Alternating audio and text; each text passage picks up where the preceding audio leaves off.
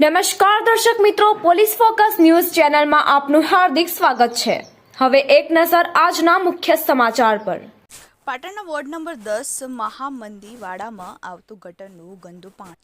પાટણ શહેરના ward number 10 મોટા મહમદીવાડામાં આવતા ગંદા પાણીથી રહીશોમાં બીમારીની ભીતિ સેવાઈ રહી છે।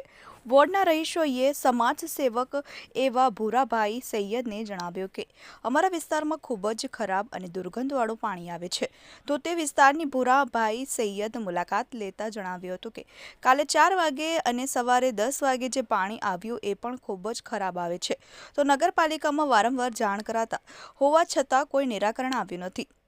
તો આ વિસ્તારમાં રહીશોની આરોગ્યની જવાબદારી કોની? તો તંત્રએ આ વોર્ડની મુલાકાત લઈ જે કંઈ બનતું હોય તે તાત્કાલિક નિરાકરણ લાવવા રહીશોની માંગ ઉઠી છે। રાજુ જોશી સાથે સંજય સોની।